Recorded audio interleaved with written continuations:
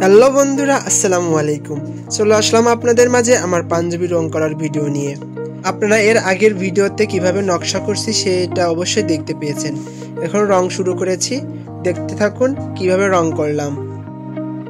কাপড়ের উপর এই রংগুলো খুব মনোযোগ সহকারে করতে হয়, কারণ এই রং যদি কাপড়ের ডিজাইনের বাইরে লেগে যায় তাহলে সেটা তোলা অসম্ভব। এই জন্য আস্তে আস্তে রং করতে হয় যাতে ডিজাইনের বাইরে না লেগে যায়। এই রং করা খুব ধৈর্যের একটা কাজ, কারণ ধৈর্য না থাকলে এই কাজটা করা অসম্ভব। আমি কিন্তু যে কোনো কাজ খুব মনোযোগ এবং ধৈর্য দিয়ে করে থাকি। আমার কাছে একটা জিনিস কি, যে কোনো একটা কাজ যদি সুন্দর না হয় তাহলে আমার কাছে ভালো লাগে না। এই জন্য হচ্ছে যে কোনো কাজে আমি সুন্দর করে করার চেষ্টা করি। এখন কতটুকু করতে পারছি সেটা আপনারা কমেন্টে জানাবেন।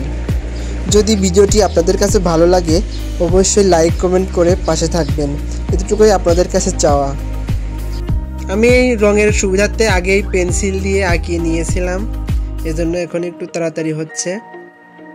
তারপরেও হচ্ছে আমি যেখানে রং করি সেখানে আমার হার্ডবোর্ডটা পাচ্ছিলাম না, এই জন্য নিচে একটা শক্ত কাগজ দিয়ে আর্ট করার চেষ্টা করছি। এজন্য হচ্ছে পাঞ্জাবিটা উঁচু নিচু দেখা যাচ্ছে।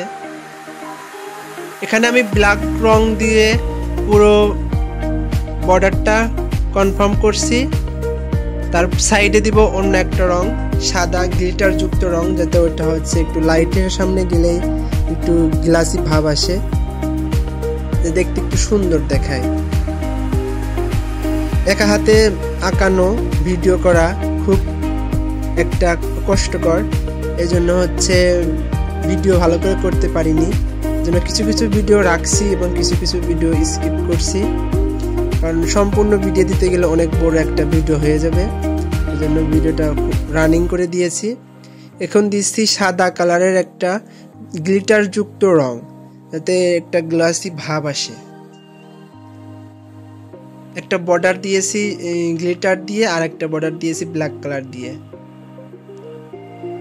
আমি হচ্ছে দুইটা ডিজাইনই সেম রেখেছি এবং কালারটা একটু আলাদা রেখেছি। আমার কাছে এই গ্লিটার যুক্ত রংটাই বেশি ভালো লাগে, এই জন্য এই রংটা আমি সিলেক্ট করেছি। এখানে ভাবছিলাম গোল্ডেন কালার দিব, কিন্তু গোল্ডেন কালারতে অতটা ফুটতো না, এই জন্য হচ্ছে সিলভার কালার, যেটা সাদা কালার যেটা সেটা দিয়েছি। এবং লাস্টের যে বর্ডারটা ওইটা হচ্ছে ব্ল্যাক কালার দিয়েছি, যাতে সুন্দর একটা আকৃতি আসে। দেখুন পাঞ্জাবির ভিতরে ছোট ছোট যে ডিজাইনগুলো, ওইটা হচ্ছে ভিডিও করিনি, ভাবলাম যে একটু ভিডিও দেই, এই জন্য গ্লিটারেরটা একটু করলাম। বেশি ঘিজি ঘিজি নকশা করিনি, একটু বড় বড় নকশায় রেখেছি, যাতে একটু রঙের টাচটা একটু ভালো আসে। এটাই হচ্ছে আমার পাঞ্জাবির ফাইনাল লুক।